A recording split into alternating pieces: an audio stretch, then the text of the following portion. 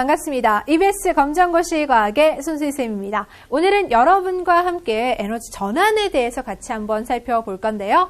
제6편 에너지와 환경에서 특히 에너지 전환은 계산 문제, 그쵸? 또한 개념 문제들이 많이 출제가 되고 있습니다. 자, 그렇다면 먼저 우리 에너지와 일에 대한 것부터 한번 살펴볼 건데요. 먼저 에너지의 단위는 줄 단위, 칼로리의 단위를 쓸 수가 있습니다. 1의 단위를 우리가 줄이라고 표현하죠. 과학적 이름을 딴 겁니다. 그 다음 에너지의 단위에서 또 다른 것이 바로 칼로리인데요. 우리 열량 표시할 때 이렇게 칼로리로 하잖아요. 그쵸? 네. 음식물 섭취했을 때 이거 먹으면 어느 정도의 열량이 발생된다 라는 표시로서 음식물 뒤에 보면요. 네, 이 칼로리 표시가 되어 있습니다. 이러한 칼로리도 역시 이 에너지를 발생시킬 수 있는 부분이기 때문에 에너지의 단위로도 같이 활용되고 있습니다. 자, 그럼 먼저 일에 해당하는 이 단위가 어떻게 만들어졌는지부터 한번 생각해 볼까요? 어떤 일을 할 수 있는 조, 그쵸? 값은, 줄에 해당하는 값은 힘 곱하기 미터, 거리로서 표현할 수 있는데요.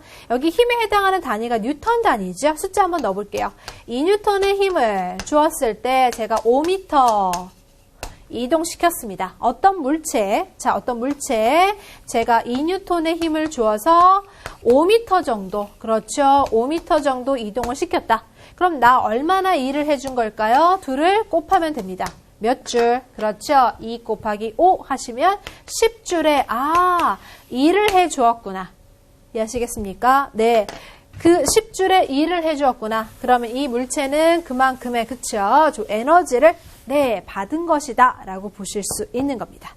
자, 그런 식으로 일에 해당하는 개념을 한번 살펴주실 수가 있는데요. 물체가 일을 했다는 것은 물체의 에너지로서는 감소했다. 예를 들어서 자, 물체가 100줄에 그쵸? 일을 해줬다. 그러면 그만큼 에너지가 감소되었다라는 거예요. 100줄만큼 그렇죠. 일을 해줬으니까 물체 가지고 있었던 에너지는 감소가 된 거죠. 알겠습니까? 네. 간단하게 여기서 한번 살펴볼게요. 자, 이 물체가 100줄의 그쵸? 에너지를 가지고 있었는데 이 물체가 떨어지면서 아래쪽에 땅을 쿵 치는 일을 하게 됐어요. 그럼 땅을 쿵 치면서 이 물체가 가지고 있었던 그 100줄의 에너지는 그렇죠. 감소가 된 거죠. 바닥에 닿는 순간. 맞습니까? 땅을 쿵 치는 일을 하면서 에너지가 감소되었다 볼 수가 있겠죠. 반대로 자, 물체가 일을 받았습니다. 이번에는 제가 물체에게 300줄의 일을 해줄게요. 자, 이 물체에게 그쵸? 자, 여기 가만히 있는 물체가 있었는데 제가 300줄의 일을 얘한테 해줍니다. 그러니까 일을 해주니까 얘를 그쵸? 300줄의 그쵸? 일을 해주면서 이 물체를 들어 올렸어요. 이렇게 높은 곳까지. 300줄의 일을 해줘서 그쵸? 높은 곳까지 들어 올리니까 300줄의 요 에너지가 자, 물체에게 이렇게 가게 된 겁니다. 알겠습니까? 물체의 에너지가 증가된 거구나. 내가 일을 해줘서 이렇게 높은 곳까지 딱 올렸죠. 그럼 얘는 이만큼의 에너지를 갖기 때문에 제가 이걸 나중에 손을 놓았을 때 다시 쿵 치는 이만큼 300줄에 일을 또 해줄 수가 있는 거겠죠. 알겠습니까? 아하. 개념 이해하셨습니까? 자, 물체가 일을 할 때 그리고 일을 받을 때 이러한 에너지 값들의 변화가 생기는 거다. 그렇죠? 네. 일과 에너지의 관계였습니다. 자, 여러분이 저에게 100줄의 그렇죠. 에너지를 그쵸 주었다. 그럼 저는 100줄의 에너지가 그쵸 상승되었다라고 보실 수 있겠죠. 그리고 여러분이 100줄의 에너지를 주었다는 것은 여러분이 100줄만큼 저에게 일을 해주었다라고 보실 수가 있겠죠. 맞습니까? 그러한 개념이라고 보시면 돼요. 네, 이해가 되셨습니까? 네, 제가 하나의 물체라고 생각하고 여러분이 일을 해주셨다. 자, 여러분이 저에게 200줄의 일을 해주셨어요. 자, 물체는 일을 받은 거죠. 200줄의 일을 받았죠. 그럼 물체의 에너지는 200줄만큼 증가했다. 보실 수 있겠습니까? 네, 그렇게 한번 생각하시면 되겠고요. 그럼 이번에는 우리 에너지 종류에 대해서 같이 한번 살펴보겠습니다. 먼저 위치 에너지는 potential 에너지라고 해서 바로 잠재적인 에너지다라고 표현하실 수가 있습니다. potential 에너지의 첫 글자 P자를 따서 EP라고 약자로 지금 표현하기도 하죠. 높은 곳의 물체가 가지고 있는 그 감정적인 에너지를 얘기하는 겁니다. 지금 살펴보시면 주어져 있는 그림 상태에서 그렇죠? 요 그림 안 지우고 시작했네요. 다시 할게요. 여기 판서가 자국이 남아있었어요.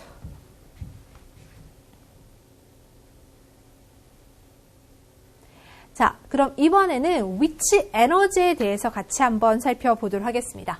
높은 곳에 있는 물체가 가지는 에너지인데요. 자, potential 에너지라고 해서 potential, 잠재적인 에너지다라는 거예요. potential의 P자를 따서 EP라고도 표현하게 되는데요. 높은 곳에 가지는 잠정적인 그 에너지는요. 그쵸? 바로 위치 에너지다라고 볼 수가 있습니다. 높은 곳의 그 높이에 따른 위치 에너지를 갖게 될 때 이 높이에 대해서 어떻게 되겠습니까? 비례하겠죠? 더 높은 곳에 있을수록 그리고 이 물체의 질량이 클수록 그 위치 에너지는 커지기 때문에 이렇게 공식화 시킬 수가 있는데요. 이때 이 물체의 질량에 대해서 받는 그 힘이 바로 뭡니까? 그쵸? 자, 물체가 받는 그 힘은 바로 질량 곱하기 중력 가속도가 되는 거죠. 그 중력 가속도에 해당하는 값이 바로 뭡니까? 9.8이죠.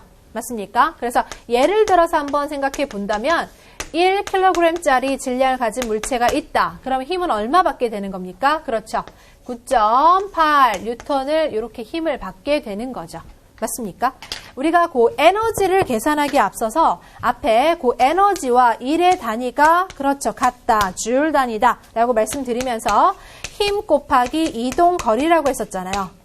위치 에너지에서 지금 작용하는 그 힘은 질량 곱하기 중력 가속도로서 계산할 수 있기 때문에 어떻게 된 겁니까? mg. 그렇죠. 요게 바로 힘. 요렇게 된 거예요. 그리고 여기 뒤에 있는 h. 이 높이에 해당하는 것이 바로 뭐가 된 겁니까? 거리. 요렇게 된 거죠. 이해하실 수 있겠습니까? 네. 그래서 자, 그 위치 에너지에 해당하는 것이 mgh라는 공식이 나온 거구나. m이 바로 뭡니까? mass, 질량을 의미하는 거고요. g, 중력 가속도를 의미하죠. 그렇다면 질량에다 중력 가속도 곱한 것을 자, 어떻게 또 단순화시킬 수가 있겠다? g에 해당하는 값이 9.8이기 때문에 9.8을 앞으로 당기셔서요. 자, 다시 한 번 더. G가 뭐라고요? 9.8이니까 앞으로 당기고 뒤에 M, 질량이죠. H, 높이입니다. 따라서 9.8에다가 질량 곱하기 뭐 해주시면? 높이를 해주시면 네, 질량 곱하기 높이로서 9.8 곱하셨을 때 그 위치 에너지 값을 구해낼 수 있다라는 거죠. 이해하셨습니까? 네, 9.8 mh라고 표현해주는 이유 그럼 아셨죠? 자, 위치 에너지 그 양은 따라서 어떤 물체가 받는 그 중력에 대해서 하는 일의 양과 같다라고 표현하실 수 있습니다. 일과 에너지의 관계를 다시 한 번 더 여기서 얘기를 하고 있습니다. 됐죠? 자, 위치 에너지 크기 다시 한 번 더 어떻게 얘기할 수 있다고요? 네, 9.8 mh인데 여기 앞에 주어져 있는 9.8 그리고 mass, 질량에 해당하는 것이 작용하고 있는 그 힘이죠. 이 물체에 작용하는 힘은 바로 그 물체의 뭐와도 같습니까? 무게와도 같죠. 그래서 그 무게 곱하기 높이로서도 표현할 수 있다. 그래서 9.8 mh. 여기서 주어져 있는 자, 무게에 해당하는 것이 바로 9.8 m이고 높이가 h다. 기억하시면 되겠죠? 자, 개념을 이렇게 확인하신다면 계산 문제가 나왔을 때 당하지 않으실 수 있겠죠? 그러니까 이렇게 어떤 높이에서 가지고 있는 물체에게 질량 단위가 있을 때는 G 9.8을 곱해서 그 다음에 높이 곱해서 위치 에너지 계산하시면 되겠고요. 만약에 바로 무게값 뉴턴 단위가 써있다. 그럼 뉴턴 곱하기 자, 높이에 해당하는 미터 단위 맞추셔서 위치 에너지 계산하실 수도 있다. 이거겠죠? 자, 잠정적인 위치 에너지 생각을 해 보았고요. 이어서 운동 에너지입니다. 키네틱 에너지라고 하는데요. 첫 글자 K자 따서 EK, 운동 에너지를 이렇게 표현할 수 있습니다. 운동하는 물체가 정지할 때까지 가지는 에너지인데요. 운동하는 물체는 그 물체의 질량과 속력에 대해서 어떤 운동 에너지 값을, 그쵸? 갖게 되는지 한번 살펴보니까 실험을 통해서 보니까 질량에 대해서 비례하고 자, 속력에 대해서는요. 그냥 비례가 아니라 속력의 제곱에 대해서 비례하더라 라는 사실을 운동에너지 계산하면서 실험을 통해서 확인할 수 있었어요. 질량에 대해서는 그냥 비례였고요. 속력에 대해서는 제곱에 대해서 비례. 만약에 그냥 속력이라고 했다면 제곱에 대해서 비례이기 때문에 그쵸? 이렇게 그냥 속력이면 급격한 모습이 나타나고 있죠. 맞습니까? 네. 그래서 정확하게 운동 에너지의 크기를 계산을 해 보았더니 2분의 1, 그 다음 질량 곱하기 속력의 제곱으로 표현할 수 있다. 자, 질량을 M, 이렇게 표현했죠. mass, 질량 해서 m이라고 표현했고요. 속력에 해당하는 것은 v로 표현했습니다. 그래서 2분의 1 mv 제곱, 이것이 바로 운동 에너지 공식입니다. 공식 활용해서 간단한 계산 문제도 여러분 할 수 있겠죠. 그렇죠? 단위, 질량의 단위는 킬로그램 단위 넣어주셔야 되고요. 속력의 단위는 미터 퍼 세컨드의 단위입니다. 질량 단위는 킬로그램 단위고 속력은 미터 퍼 세컨드 단위. 그렇죠? 잘 대입하셔서 풀 수 있을 거라 생각됩니다. 자, 운동 에너지, 위치 에너지 개념에 대해서 그리고 공식에 대해서 살펴보았는데요.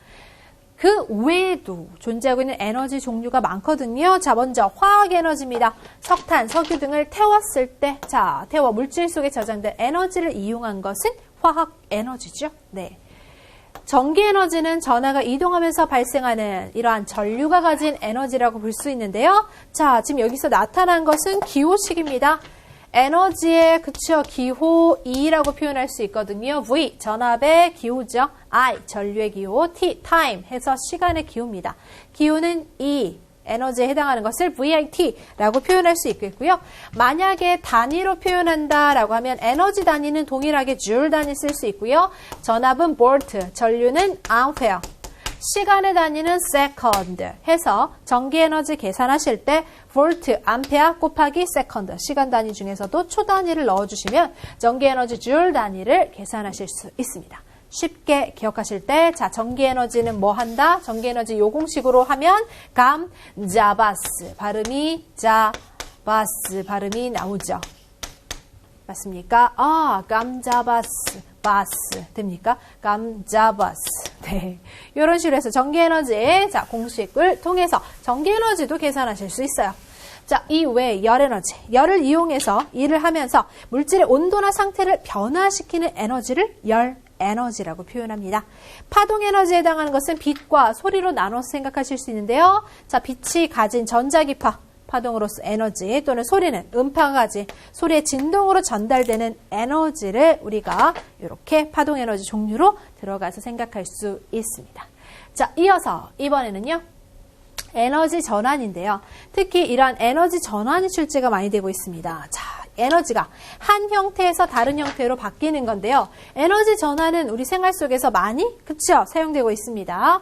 많이 이러한 에너지 전환이 필요한데요. 전환 과정에서 빛이나 열, 소리 등으로 에너지가 조금 그렇죠. 방출될 수 있는데 이러한 빛이나 열, 소리로 분산되는 에너지는 우리가 다시 재활용하기 조금 불편하다는 사실 알고 계시죠? 맞습니까? 지금도 제가 말을 하면서 그쵸? 목소리, 소리 에너지로 많이 나가고 있습니다. 요거 다시 이렇게 모아서 사용하기는 좀 불편하겠죠? 그쵸? 기억하실 수 있겠습니까? 자, 이러한 에너지 전환. 특히 생활 속에서 자, 지진 같은 경우는요. 지구 내부의 열 에너지죠? 자, 에너지를 이렇게 E 기호로서 약자로 표현해봤습니다. 지구 내부 열 에너지가 역학적 에너지, 자, 지각 운동을 하잖아요. 그 상태가 다시 파동 에너지, 지진 파동이죠. 이런 식으로 전환되더라. 광합성은 빛 에너지를 받아서 화학 에너지인 포도당으로서 이렇게 생성되는 거 생각하실 수 있겠고요. 자, 음식 섭취는 화학 에너지, 음식물을 호흡을 통해서 다시 뭡니까? 우리가 또 운동 에너지, 열 에너지로 전환시키고 있죠. 핸드폰 충전하는 것은 전기 에너지를 화학 에너지로 했을 때 충전하게 되는 거고요. 우리가 소리 에너지를 통해서 또 통화시킬 수 있다. 됐습니까? 자, 주어져 있는 간단한 내용들 한번 살펴보시면서 태양 전지는 태양의 빛 에너지를 자, 전기 에너지로 전환시키는 거구나. 이렇게 한번 생각하시고요. 우리가 사용하고 있는 건전지 있죠? 건전지 안에는 화학 물질이 들어있거든요. 건전지 제가 분해해봤습니다. 안에 화학 물질들이 있어요. 그래서 잘못 이렇게 손으로 분해했을 때 물이 질질질 나오는 거 사실은 물이 아니라 그거 화학 물질, 액체입니다. 그거 안에 화학 물질들이 들어있구나. 화학 에너지고요. 자, 요게 그쵸? 건전지 넣어서 사용하게 되면 전기 에너지 발생한다는 사실 알고 계시죠? 이런 식으로 건전지가 화학 에너지에서 전기 에너지로 전환되는 거구나. 요 정도 한번 살펴주시면 되겠습니다. 자, 이러한 에너지 전환을 살펴보셨는데요. 이 외에 자, 출제가 가장 많이 되는 것은 또한 역학적 에너지 보존이거든요. 역학적 에너지 그 전환과 보존에 대해서 알고 가셔야 되는데 먼저 역학적 에너지의 개념은 앞에서 배운 위치 에너지와 운동 에너지를 합한 것을 우리가 역학적 에너지라고 합니다. 자, 그럼 위치 에너지 공식 한번 생각해 볼까요? 자, 9.8 mH. 이게 위치 에너지였죠? 그리고 운동 에너지는요, 2분의 1 mv 제곱. 맞습니까? 이러한 위치 에너지와 운동 에너지를 합했을 때 역학적 에너지라고 한다. 이러한 역학적 에너지는 뭐 된다고 맨 위에 먼저 써있죠? 보존된다. 그쵸? 단 사실 이 보존에서는요, 얘기할 게 하나 있죠. 단 마찰력을 뭐라고 했을 때, 그쵸? 마찰력 무시할 때. 됐습니까? 마찰력이나 공기 저항력을 무시할 때 역학적 에너지는 보존됩니다. 그러니까 자, 어떤 높은 곳에서 존재하고 있었던 그 위치 에너지는 떨어지면서 그대로 운동 에너지로 전환된다라고 볼 수가 있는 거예요. 여기서 지금 포물선 운동을 보여주고 있잖아요. 자, 어디가 가장 높아요? B가 가장 높죠. 위치 에너지가 지금 최대인 부분이 바로 뭐다? 가장 높은 부분. 그쵸? 가장 높은 부분에서 운동 에너지는 뭐가 된다는 거예요? 최소가 된다는 거죠. 그쵸? 왜? 전환될 거니까. 아시겠습니까? 아, 그러면 바닥에 존재하는 요 상태일 때는, 요 때는 운동 에너지가, 그렇죠? 운동 에너지가 최대. 이 최대인 운동 에너지가 올라가면서 높이가 높아졌잖아요. 올라가면서 높이가 높아진 만큼 대신 속력은 그렇죠. 감소한다는 거예요. 위로 올라갈수록 속력이 감소하게 됩니다. 아, 알겠습니까? 위로 올라가면서 속력이 감소한다. 속력이 감소하니까 대신 높이 올라가면 위치 에너지가 최대지만 속력이 감소한다는 것은 자, 속력 부분이 들어가는 거 운동 에너지가 줄겠구나. 그래서 제일 높을 때 운동 에너지가 최소가 되는 거고요. 떨어지게 되면서 어떻습니까? 자, 지면에 닿는 순간, 요 순간에 알파벳 D가 되죠? 요때 다시 지면에 닿는 순간, 네, 속력이 최대가 된다. 왜요? 운동 에너지 최대인 값이 될 거니까. 바닥에 닿는 순간이라는 것은 위치 에너지는 뭐예요? 네, 요때 바닥에 닿는 순간이 되기 때문에 위치 에너지는 최소가 됩니다. 위치 에너지가 최소가 된다는 것은, 그쵸? 여기서 떨어지게 되면서 위치는 그쵸, 높이는 감소하지만 대신에 속력은 뭐 했다는 거예요? 증가.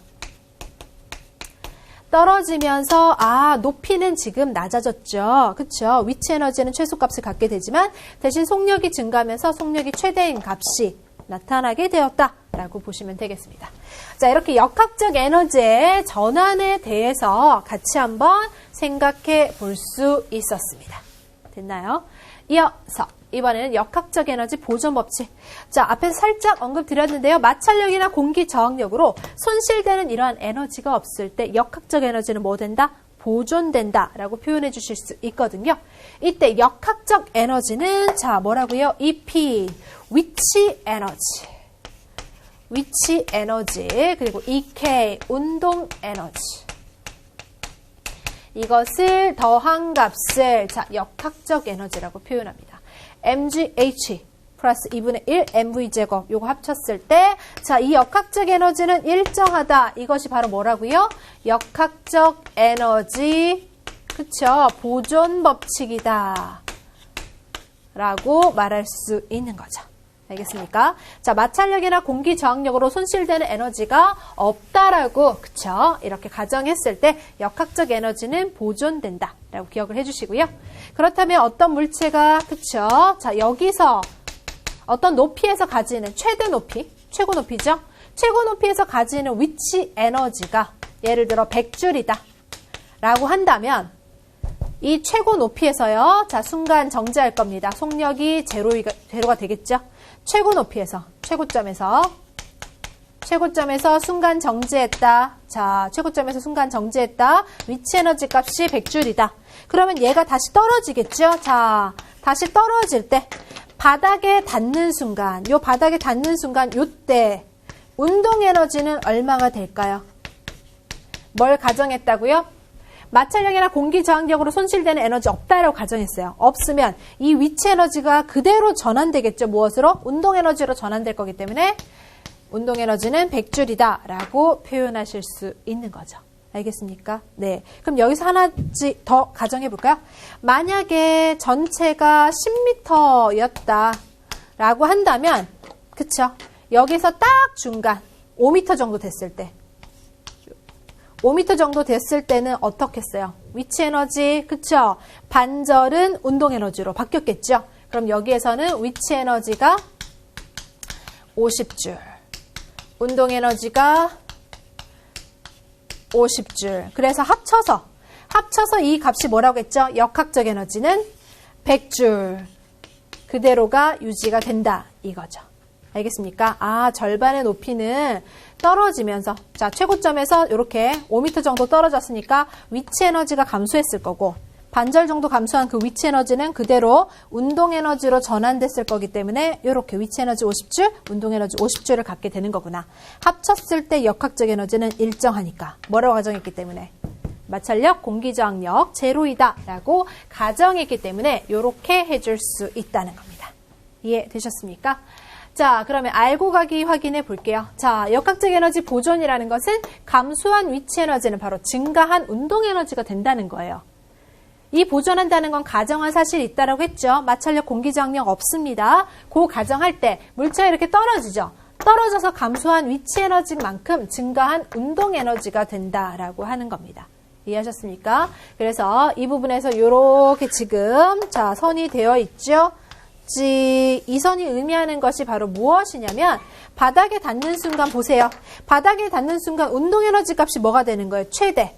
아, 이쪽이 운동 에너지구나. 선을 한번 꺼볼게요. 빨간색으로. 네. 자, 굵게 해볼까요? 잘 보이시게?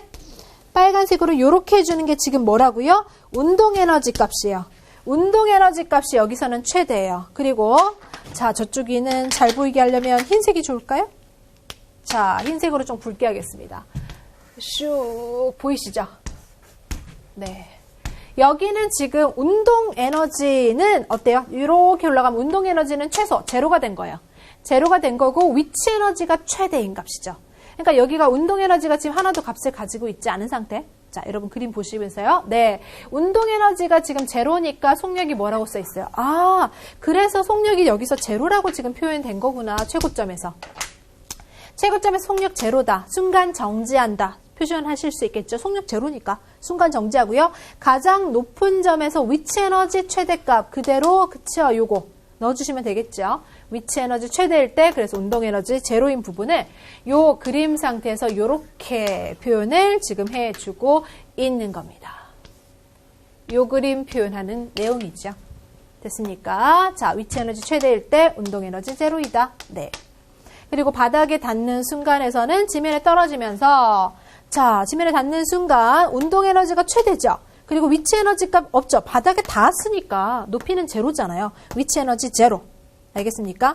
그러면 여기서 예를 들어 역학적 에너지가 300줄이었다. 자, 역학적 에너지 보존되니까 여기서도 300줄이죠. 그쵸? 네. 그러면 위치 에너지 값이 바로 뭐가 되는 거예요? 그렇죠. 위치 에너지가 최대니까 운동 에너지는 제로니까. 운동 에너지 제로, 요거, 그쵸? 빼면 바로 300줄 자체가 위치 에너지 된다는 거 알 수 있겠고요. 바닥에 닿는 순간에도 요 300줄이 무슨 에너지가 되는 거예요? 그렇죠. 운동 에너지가 된다라고 알 수가 있습니다. 이렇게 자 개념 정리 가볍게 해주시면 됩니다. 되셨죠? 자, 이어서 이번에는 기출문제입니다. 지표면 부근에서 자유낙하했습니다. 그쵸? 자, 그대로 이렇게 떨어진다 생각하시면 돼요. 이게 자유낙하입니다. 최고점에서요. 네, 쭉 떨어졌다라고 보시면 되겠죠? 이렇게 떨어질 때, 네, 설명으로 옳은 것을 한번 찾아보자. 자유낙하하는 동안 운동 에너지는 감소할까요? 바닥에 닿는 순간이요. 요 바닥에 닿는 순간 운동 에너지가 뭐가 되는 거예요? 운동 에너지, 그쵸? 바닥에 닿는 순간 최대값이 된다는 것은 아, 낙하하면서 속력이 어떻게 됐다는 겁니까? 그렇죠. 속력이 증가했다라고 볼 수가 있습니다. 감소했다는 표현? 네, 안 되는 거죠. 바닥에 닿는다는 소리는 지금 뭡니까? 자유 낙하하면서 바닥에 닿는 소리는 위치 에너지는 감소했다 해주셔야 되겠죠? 운동 에너지가 증가고요. 위치 에너지 감소입니다. 바꿔주셨죠? 역학적 에너지는 어떻습니까? 문제에서 분명히 공기 저항과 마찰은 무시한다라고 했으니까 역학적 에너지는 뭐 된다? 보존된다. 그렇죠? 보존. 보존이란 이 표시는 바로 일정하다 이 뜻이죠. 역학적 에너지는 일정하다. 그리고 자 위에서 높은 곳에서 떨어지고 있기 때문에 위치 에너지가 운동 에너지로 전환된다. 전환 이 말이 맞는 말이다. 따라서 자, 옳은 표현은 바로 몇 번이 되겠습니까? 그렇죠. 바로 4번이다 라고 선택하실 수 있습니다. 이렇게. 자, 문제 푸는 거 어렵지 않으시죠? 이어서 에너지 보존과 절약에 대해서 생각해 보겠습니다. 한 에너지가 다른 형태로 전환되는 거죠. 앞에서 역학적 에너지보다는 범위가 훨씬 더 큰 거예요. 왜냐하면 역학적 에너지는 위치 에너지와 운동 에너지만 함께 얘기하는 거고, 여기서는 그냥 에너지니까 우리 뭐 화학 에너지, 소리 에너지 뭐 이런 것들 다 들어간 거죠. 빛 에너지, 이런 많은 범위의 에너지들이 뭐 된다는 거예요? 보존되는 거죠. 전환될 때 새로 생기거나 소멸되지 않고 총량이 항상 일정하게 보존된다. 이거는 뭘 기준으로? 이 우주를 기준으로. 이해하셨습니까? 우주를 기준으로 에너지가 전환이 되는 거지 완벽하게 소멸된다는 그 개념이 아니다라는 거죠. 지금 그러니까 제가 목소리로 말을 하고 있잖아요.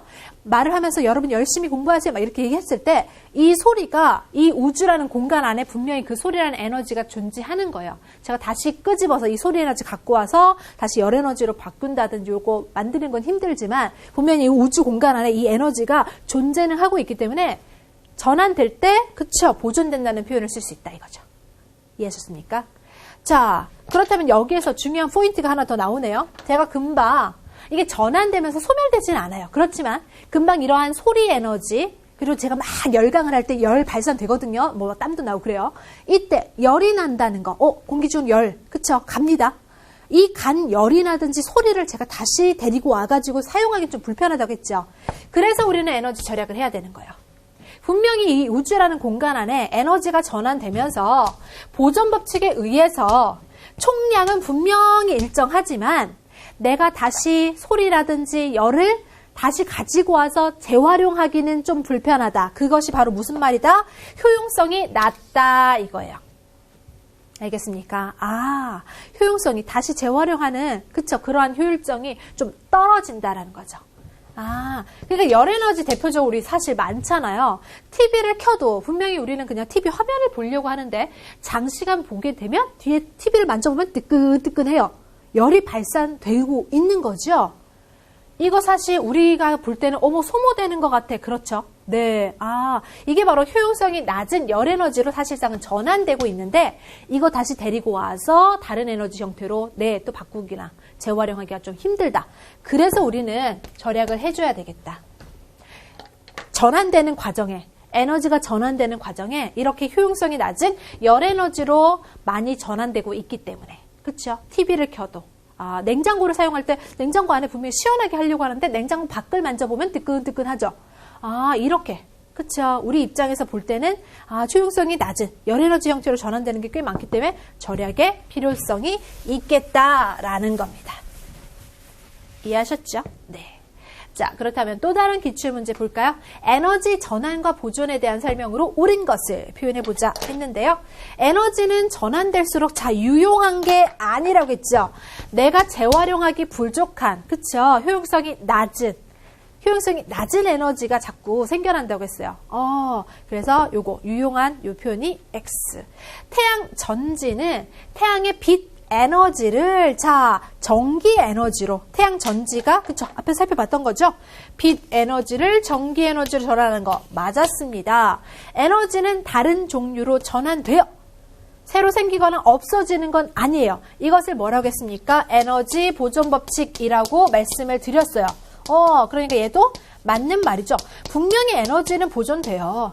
단지 보존은 되는데 우리가 재활용하기 효용성이 좀 낮은 그쵸? 네. 고로한 에너지가 자꾸 열 에너지가 발산되기 때문에 우리는 절약해야 된다. 그렇게 말씀드렸어요. 보존 자체는 맞는 말이었죠? 오케이. 그럼 얘네 맞습니다. 정답은 몇 번? 4번 선택해 주실 수 있겠죠.